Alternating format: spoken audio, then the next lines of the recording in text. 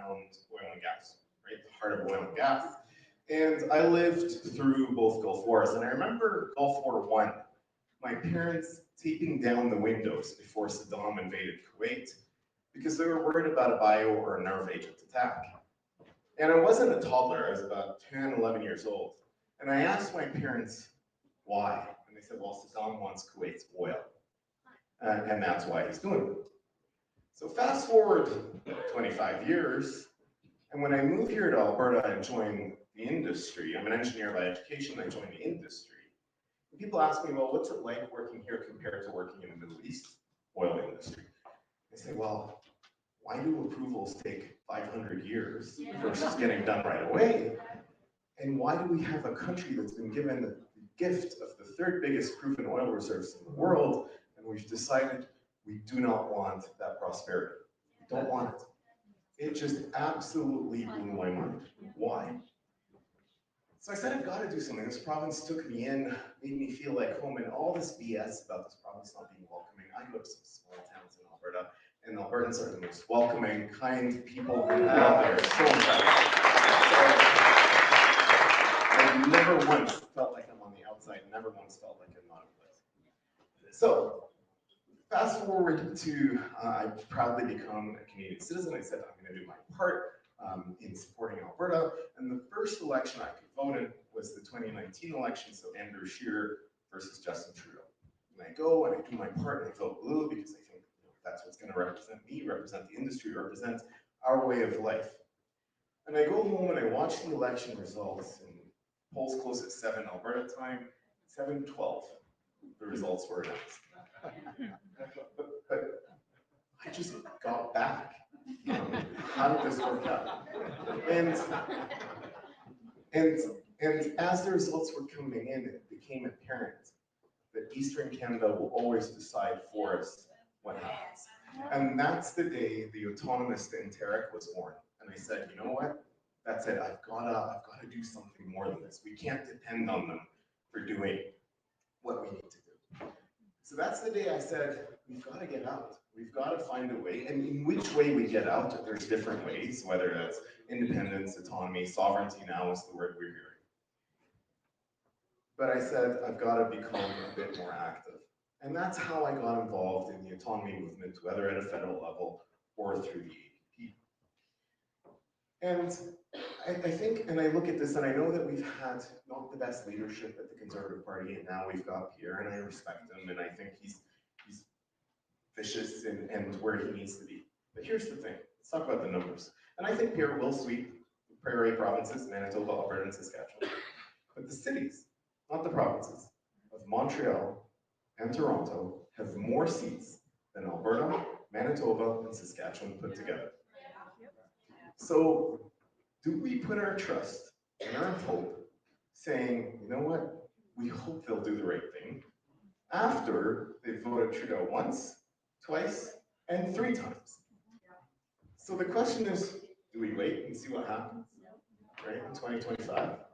And that's my stake in the mud, is hope to me is a good thing, but it's not a political strategy. It's not something we can bank on and say, you know what, we hope that they'll vote in favor of Alberta and Sask and Manitoba Prairies, right, the resource industries. Especially that they've done it 3 times. What makes us think they'll change? I hope they do, but again, it's not a strategy. And that's why I've become a member of the APP. It's because of events like this that really educate Albertans on what is our path to independence, what is our path to autonomy, and what is our path to self-management. And I really don't think that autonomy is an on-off switch. It will come in stages. You see now Danielle Smith talk about law enforcement, taxation, deregulation of the oil industry, agriculture, etc. So it will come in stages up until the point where that referendum makes sense. So here's my ask. Is one, if you aren't a member, support this incredible organization. Memberships are $20, if I'm not mistaken, right? So it's $20 for you to really invest in the future of Alberta. But I'll ask you to look around the room. And how many people in the room are under the age of 25? Okay. So as conservatives, we've got to really up that game. Now, you might say, well, young people are all socialists and all that. They're not. I rodeo with a lot of kids, and they are conservative and despise the government. But they're not politically engaged because we haven't made politics sexy or attractive for them. Or we haven't done it in a mechanism that is the right channel. So is it community halls that are neon lit that they're going to come to, or are they going to get their information in 90-second bursts off their phones? So that's what we can do more and more of, or bring them, right? Bring them with you, drag them if you have to, but bring them here and show them that they need to get involved. The other thing is the more you talk about this, and quite often, you know, there's this stigma around the S word, and it's not sovereignty, it's separation. Oh, you're a separatist, right? So there's this stigma around this word. So there are paths to it. You know, I say, you know, instead of changing the country, let's change the head office to start with. Right? Let's move the head office to Alberta and get that management back here and then go from there. Because it blows my mind the level of untapped prosperity we're sitting on when it comes to our major industries. It blows my mind how we can be an incredible, prosperous, wealthy society. We have a country that is now destroyed ambition, destroyed growth. We've become the country where we can't do something rather than we can. So let's do it. I'll bet money on it, like Lindsay said. This room can go and do an immense amount of work for the province. Thank you for being here. Thank you for supporting the APP. Thank you for listening to me. I appreciate that too. And yeah, if you've got any questions, toss them in the Q&A. Thanks, Kate, for having me. Thank you.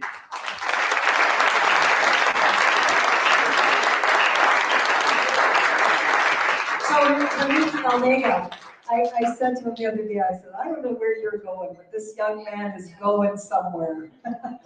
I love your idea about the young people. I think you're the guy to do that, actually. So let's talk. Let's talk and get this done. We're going to be passing the donation bucket shortly. There was something else I was supposed to say. What's that? Bucket's been around? I didn't know that.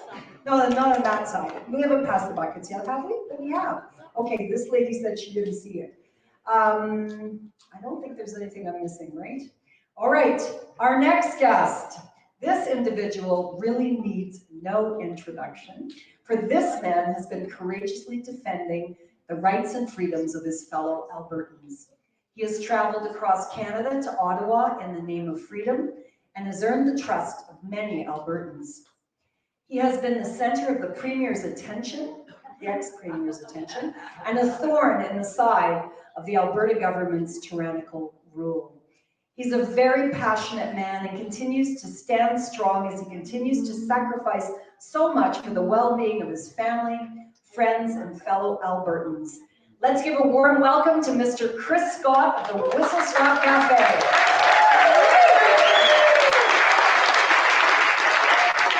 Everybody loves you. Thank you very much. And thank you. So, I never prepare speeches, but I've actually prepared one tonight. Wow. Just kidding, carry over this. This isn't anything to do with what I'm going to talk about. But he asked me to let you know about this. Did everybody see the pamphlet on their chair with the Alex Epstein stuff? Okay, so I'm going to read this, what Carrie asked me to let you know. FYI, Alex's last name is pronounced Epstein, not Epstein.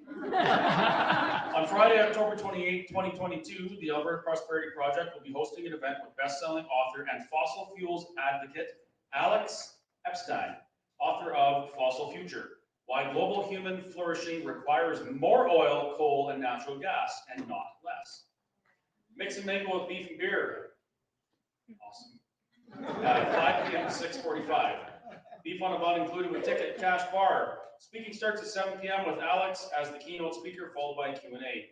APP is running a contest for a chance to win 3 pairs of tickets for the event. To find out more about who Alex Epstein is, please view the APP webinar from Monday, October 17th with host Carrie Lambert interviewing Alex. Available on Facebook at the Alberta Prosperity Project page, and on Rumble, YouTube, and Twitter, as well as the Whistle Stop Cafe page, I believe. Share this webinar for your chance to win tickets for the event on Friday, October 28th. Just share it and add the hashtag APP Epstein before noon Thursday, October 20th. Draw will be made at 6 p.m. on Thursday, October 20th, and winners will be notified via their social media. Okay, thank you very much. We'll see you in the next one. Someone's clapping and I'm leaving. Okay, so how many people in this room are not APP members? You know, there's a few. That's a good thing. That's a really good thing. For those of you that aren't members, thank you very much for coming out and listening to what we have to say. And for those of you that are members, thank you for bringing your friends to hear this. So, other than that, email I just read from Carrie, I never prepare speeches for this. I don't know what I'm going to talk about until I get teary-eyed listening to Lindsay sing, or I get all fired up listening to Jeff speak, or you know, get some new information about some folks that I haven't really met, like we just did. And all of these things together, they've got me thinking, like, everything's over now, isn't it? Isn't it over? I mean, we go to restaurants, we can gather here, the cops aren't at the door. Do you remember that? Has anyone here been to a rally or an event where the police were watching us? Did you ever think that in Canada, you would be peacefully assembling and the police would be surveilling you for it? I never thought that in my wildest dreams. And I watched a lot of TV and I played a lot of video games when I was a kid. And some of the stuff we're seeing right now, it's things that we saw on TV 10 or 20 years ago and we thought, wow, that's science fiction, that had never happened. But here we are, we've gone through this, we've seen it, we've felt it. We've been charged, we've been jailed. I've been on probation. For nothing. I actually went to jail and I was on probation and I'm still paying off $20,000 in fines for the crime of wanting to work. Can you believe that? Well, what do you mean? What freedoms have we lost? My goodness. So everything is not over. Yes, we're free to do this right now. We don't have the cops at the door watching. We're not getting injunctions levied against us in court without us being present. Those things aren't happening at the moment, but every single mechanism, every single law that allowed the government and AHS and these other organizations to do these things to us, it's all still there. Now, I am hopeful in that we have a premier now who has said that she wants to remedy those things.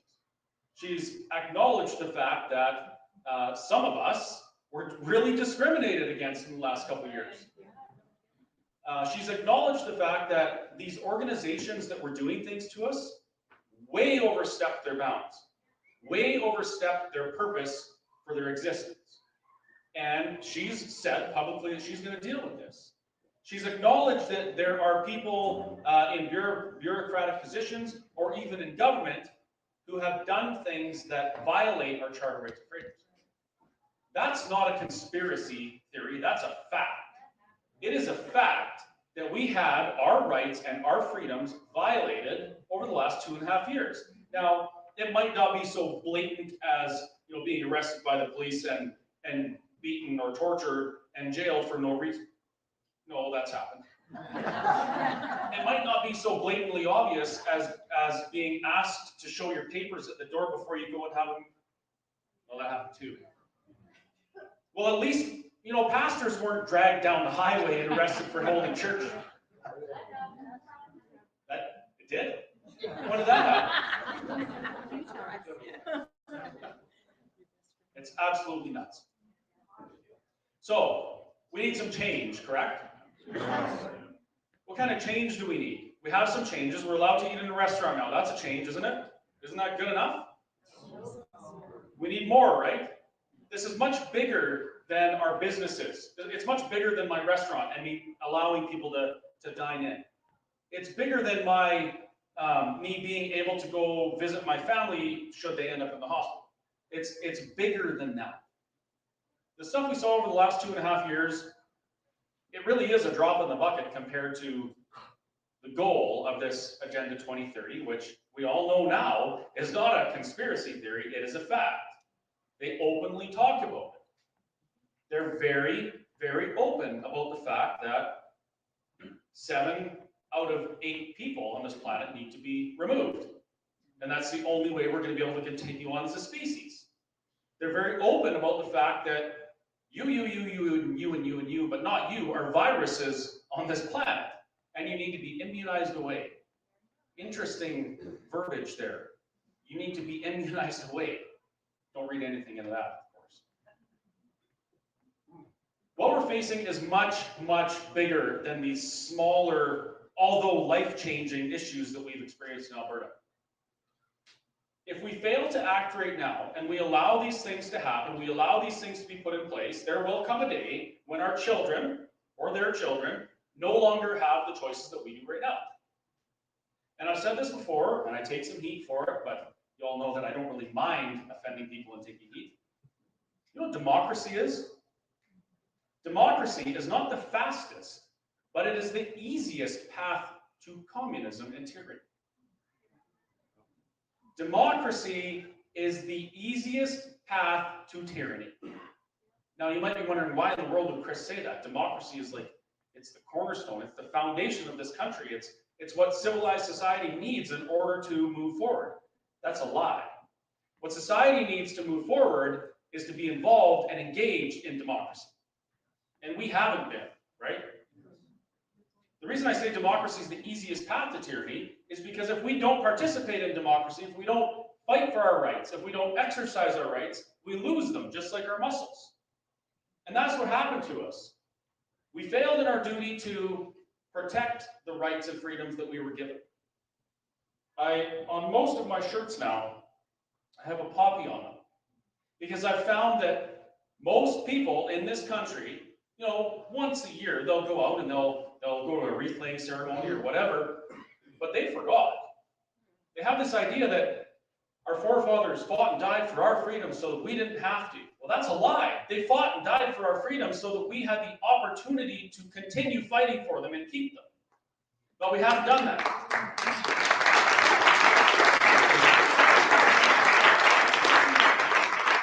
Now, for anybody who believes that we haven't lost any rights and freedoms, I want you to rewind 10 years or 15 years and think about the things that happened over the last 2.5 years, the things that we've seen.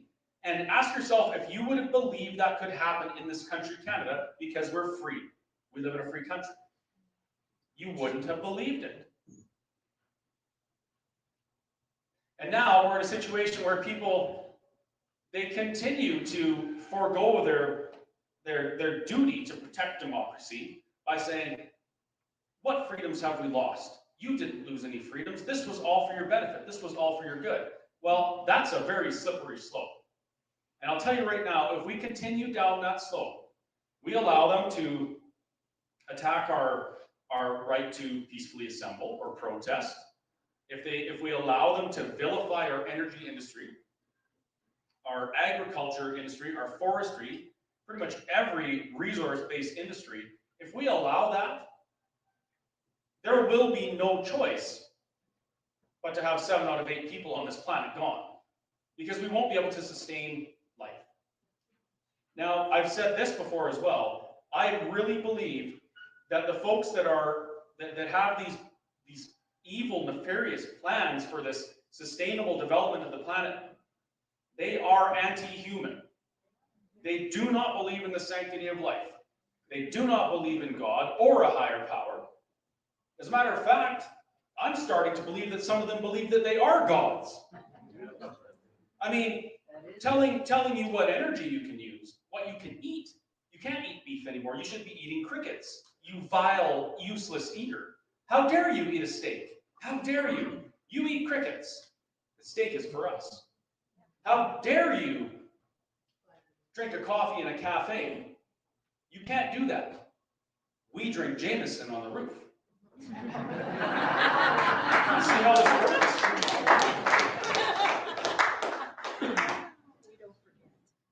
I don't believe for a second that the federal government in this country is salvageable. I'm sorry if that offends you. No, I'm not sorry. I do not believe that it's salvageable. it may be, in fact, we may be able to postpone the inevitable by electing a strong, conservative-minded government. But does a conservative-minded government really offer you the protections for your rights and freedoms that we thought they did? Do not. As a matter of fact, it was a conservative government that put us on this plan to sustainable development, that signed on to Agenda 2030 and these UN and WEF agendas that basically say that we need to freeze and starve in the dark in order for everybody to continue living. It was a conservative government. And we all know that in Alberta and BC and Saskatchewan, Manitoba, our voices will always fail to change the course of this country. Always. We may have a time when Quebec or Ontario or both decide they want to stand with us on certain issues and we like-minded elect a government that kind of represents everybody, but that doesn't happen all the time. That happens once in a blue moon, and then conservatives, as they usually do, implode, they eat each other, and then we end up with another government that just goes back onto this path towards subservient, unquestioning submission to a global agenda. I don't want to do that in Alberta. I believe that Albertans don't want that either.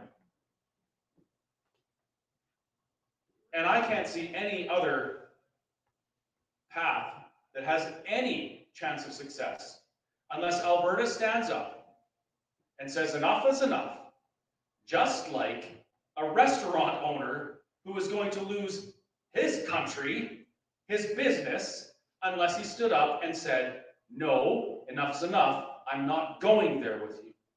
That's what we need to do in Alberta.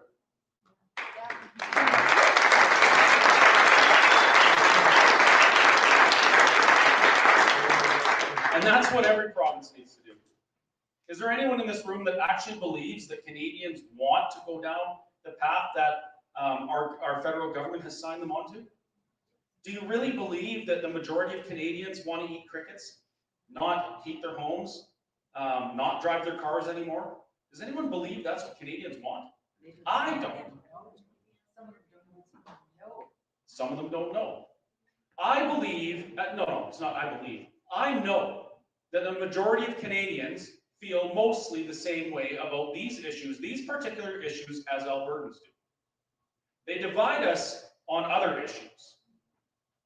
But at the end of the day, I think that most Canadians want to be free. As a matter of fact, I know it because I saw it. I drove from Mirror, Alberta to Ottawa in that bumpy pickup truck, and I saw it everywhere I went, every overpass, every highway. Canadians standing there with signs, children holding signs that said, thank you, truckers, for fighting for our freedoms. Because Canada, as a whole, at least Canadians, what we're supposed to be, believe in freedom. It's a very small fringe minority in this country that actually want us to go down that path to own nothing and be happy. But they've been the loudest. Now that changed with that convoy. And now people all over Canada are starting to ask questions. What do we do? Well, I have an idea. Do this in your province. Stand up for yourself. Say enough is enough. We don't need a federal government taxing us on top of a tax that we already pay provincially. We don't need a federal government using our tax dollars to push propaganda on us, to create behavioral science departments so that they can put their messaging everywhere and get us, nudge us into agreeing with them. Did you know that Canada does that? Did you know we have a behavioral sciences department? You know who else had a behavioral sciences department? Nazi Germany. Adolf Hitler. He understood that all you have to do to control people is speak to them all the time. Tell them things. Make them fearful. Make them hate their neighbors. Make them think their neighbors are dirty and vaccinated. And if their neighbors don't do what they're told or do what the government says, they're going to get sick and they're going to die. Now their neighbors will turn neighbors in. Where have we seen that before? You know how many people phoned the government on my restaurant because I was serving coffee?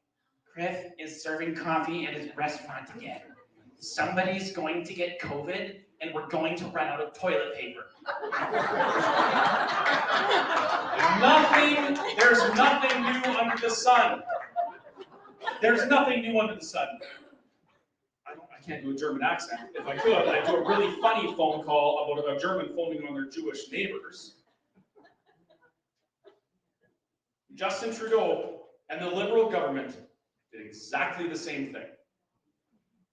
Let me back that up. He did a very similar thing. He understands basic human psychology. He understands propaganda and fear-based advertising. Why do you think they bought the media?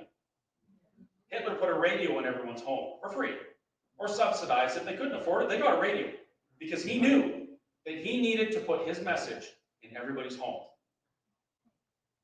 Our government took money from us and our children, and they used it to purchase the radios and put them in all of our homes. And now they're trying to pass laws that restrict what we can say on any media, including social media, because they need their messaging in your home so that you do exactly what they want. This is absolutely terrifying. When I grew up, I remember watching the news, which I never really understood because I was little and I just was waiting to use the Nintendo. But I remember watching news anchors like the Larry Kings and whatnot. They didn't always say things that my parents agreed with, but they really reported. Do you remember that? Do you remember when you could watch the news and you might get a little bit of a bias because of personal opinions, but they really wanted to tell you what's going on? Those men and women would be rolling over in their graves right now. You look at some of the things that's reported in this province. 14-year-old boy, first child to die of COVID in Alberta. Do you remember that? Oh, yeah. That was sickening. It was sickening. He didn't die of COVID, he had brain cancer. Yeah, too little, too late. And that apology wasn't an apology. That apology was just another opportunity for them to spew their garbage. Well, they've been spewing garbage at us for way too long and people have believed it. And now we have a very unique opportunity in Alberta. People are upset. We're Albertans, so we will fight. We've seen people stand up and fight. There is a plan, and the plan is attainable. We can do this. This is something we can do. We can, all we have to do as Albertans, why do you keep waving your finger at me? I'm just kidding. All we have to do is this. No. That's it. And work together. Even our new premier acknowledged this. The question was asked of her, Danielle, if you can't accomplish what you say you're going to accomplish without any leverage, that is negotiating a better deal for Alberta with the federal government, then what? You know what she said? Then it becomes the job of the Alberta Prosperity Project and Dr. Modry to get that referendum on the table via a petition. Even our new premier, who is not a separatist and does not believe in true independence, has acknowledged that that may be the only way to get Alberta to a place where it's free and prosperous forever. Now, I'm not going to wait for our new premier to either fail or succeed. I'm going to continue doing this and speaking to people and building this movement so that regardless of what happens, we're ready. I'm not going to be unprepared again. I'm not going to be sideswiped and blindsided by a government that has way too much control and authority over my life. And I would encourage you to do the same. That $20 that it costs for a membership, processing fees are high, websites cost money, everything costs money. It costs money to get here, it costs money to rent halls. $20 is what? What's Netflix now, like $60 a month or something?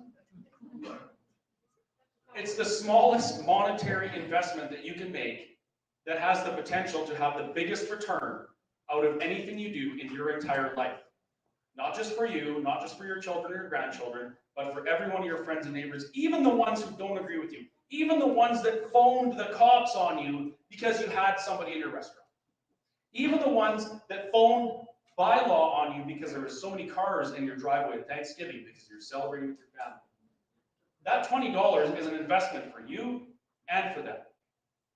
And it will be the best money you've ever spent in your entire life. So if you are not a member yet, I would encourage you to please think long and hard about what it means to become a member of this organization and this project. This isn't a political party.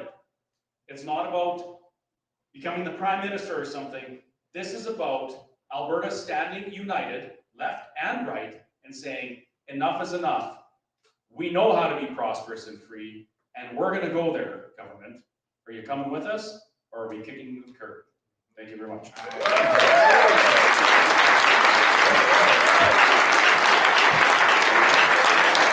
Chris Scott.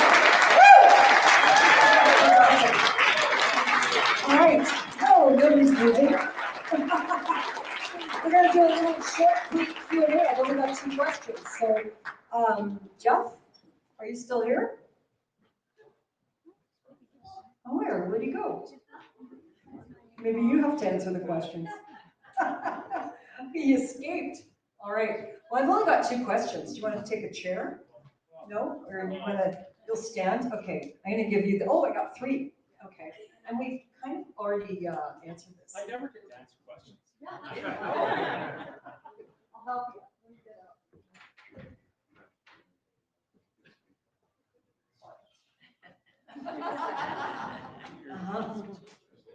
All right, so I think you kind of answered this one, but I'm just going to ask it again, and you can. Has Danielle Smith made any commitment to the APP? Has she engaged? So I can't say whether or not she's made any commitments. I can say she has engaged with the APP, and that is 100% the entire point of this organization. Is that we become so big and our voices get so loud that politicians who want us to support them have no choice but to engage with us. We want to create a parade that's so big and so loud, not like the parades Trudeau marches with. We want to create a freedom parade that is so big and loud that if anyone wishes to be elected into government, they got to get in front. That's what this is about. So yes, Danielle Smith engaged with APP. Brian Jean did. Todd Lowen, of course, he did, amongst others. And you could almost tell which of the candidates in the UCP leadership race were really concerned about freedom and which ones simply used it as a talking point by the ones that would engage with APP. Some completely refused and they said, well, we're not going to engage with them because they're just a bunch of angry separatists. Now, I've been angry before in my life. Sorry, this answer's getting long. I've been angry before in my life. I was angry when I was working on the service rates and I was paying $50,000 or $60,000 a year in income tax. I was angry. But it didn't make me get up on a stage and tell people that we need to say enough is enough and have a referendum on independence in Alberta. I was mad, but that wasn't the motivating factor. And I'm sure that most of you in this room have been mad at the government before, but this is different. This isn't angry separatism. This is a realization that the only compassionate thing to do for any freedom-minded person in this country is to lead by example and show them how you get off of the path to own nothing and be happy, and how you get onto the path to freedom and prosperity. Did I answer the question? Yeah, I think so. You did great. So yes, Danielle Smith has engaged. She has engaged. And in my conversations with her, she's almost there. But it's that sticky part about trying to beat the dead horse and do the same thing over and over and over again that we've been doing for 117 years and expecting different results. I'm not buying that. Yes, exhaust all the resources. Yeah, but she has said that if the electorate, if Albertans want that she will do it. So it's been great. As Jeff mentioned, one of her main not one of her main things, but one of her campaign promises was that she was going to change the way in which we get referendums on the ballot. And I talked to her about a week ago. Actually, she talked to me for about an hour on the phone. It was a good conversation. And she was mentioning how that's one of the things they're working on. They're trying to figure out how they can make it easier for us to put referendums on the table in Alberta. Because really, why would the government be scared of asking us something in a referendum? Makes no sense. Makes no sense. Yeah. Well, that was a good answer. Thank you. This one is for Jeffrey Rath, and so we'll probably, what we'll do, whoever asks this question, is we'll get this to Jeffrey and try to get an answer. But I'll read the question. I'll be Jeff, hold on. You want to be Jeff? Here you go. What can we do as citizens to have our leaders and corporate executives arrested for breaking criminal code for assault and battery with vax mandates? Ex-chief, example, Chief Newfield and Jason Kenney. I don't want to be Jeff Rath. I kind of thought so. Okay. That's okay. We'll get that question to him, and hopefully we can get an answer to I have something. whoever asked that. Okay. I'm not going to answer the question directly, but what I will say is that if we stay involved and we continue to hold our politicians accountable, we can direct them to legislate powers that allow that sort of thing to happen. Right? That's how we do that as an organization. We basically just we talk about it and we tell them this is what we want. You know, people are getting hurt, they've been killed, they've been discriminated against, all because of actions of your government. I would call that malfeasance. And we need legislation removing the what's the word called? The indemnity that our elected officials have. If they've done something that causes serious harm to the people of Alberta, and I'm not talking about like what Justice Germain said about me, that by having my restaurant open, I caused irreparable harm to the people of Alberta. It's not like that. I mean real, statistically verifiable impacts that our elected representatives have had should fall squarely on their shoulders. At the very least, they should be forced to pay back what we paid them. Right? But my answer to that, without legal stuff, is that it's our responsibility to tell our legislators what laws we want on the table. Yeah, what we want them to do. Yes. Yes. Good. All right. I am a fan of the APP. Very impressed with all the speakers. Thank you. Where I trip over the idea of Alberta becoming an independent country separate from Canada is this. How would the country of Alberta fit in with the UN, NATO, and the G8s? As I understand, the UN, there are 193 countries that are member states and about 70 that are not members. Would Alberta sign up to be a member of the UN? No. I think you're getting your answer. And I don't know that we can answer this question, but the UN seems nefarious, or will we cross that path later? UN's mission is to maintain international peace. Who makes the rules in Alberta? We do. We do. Do you want to be part of the UN? No. There's your answer. There you go. The same answer, the last three questions, all the same answer. Create the parade, force the politicians to get in front of it. If you don't want to subscribe to the UN and the WEF's anti-human agenda, in which you're seen as useless eaters, then get off your damn chairs and get out there and spread the message and tell your friends and neighbors, this is what's going on, and I don't want to go there. Do you want to go there? You don't? Great. Come to an APP meeting and shell out $20 and get involved. If you don't want to be part of the UN, it's up to you to change it. I will. Well said. Well said. Yes.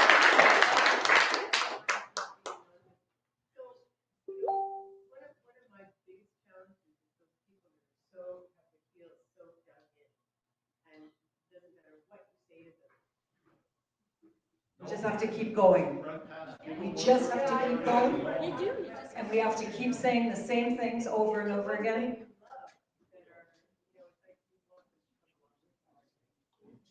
We can't get everyone to come with us. So there was, I don't know, this was like hundreds of years ago, but a very, very wise philosopher once said, when you don't know exactly how to overcome a problem, you just keep swimming. Do you remember that? It wasn't 100 years ago. Story. There's people that you're never going to reach. There's people that you could literally slap them in the face with reality as hard as you can, not physically because that's illegal, but they just won't get it. And at that point, we have to be okay with moving on without them. Cognitive dissonance is real. Yes, keep your eye on the prize, go towards there, lead by example. Be a leader who says, hey, you know, this is where I'm going to go. If you don't want to go, fine. But there's people coming with me. And we got to stop being hung up on this. I'm going to take heat for this. We got to stop being hung up on the idea of unity. Because unity is only worthwhile if it's around a truth. I'm not going to set aside my principles and my ideals to unify with other people whose flawed ideals will take us off the path of prosperity. There comes a time when you have to realize that we cannot unify everyone, but we can do what's right, lead by example, and hopefully, eventually, they'll pay attention. Awesome. Well, thank you. Thank you to all of our speakers this evening. Thank you all for coming out. We all know what to do. You need to buy a membership if you haven't purchased a membership. Please hang around and chat if you like. Anyways, shall I sing my song? Before you do, I'm going to mention one thing. So an APP membership is $20.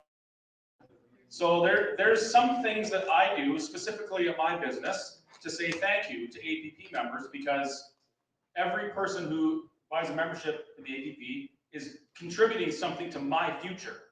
So every once in a while, I'll run specials. Like right now, if you're an APP member, you get 10 cents off your fuel. So you'd be paying $1.29, which is ridiculously low.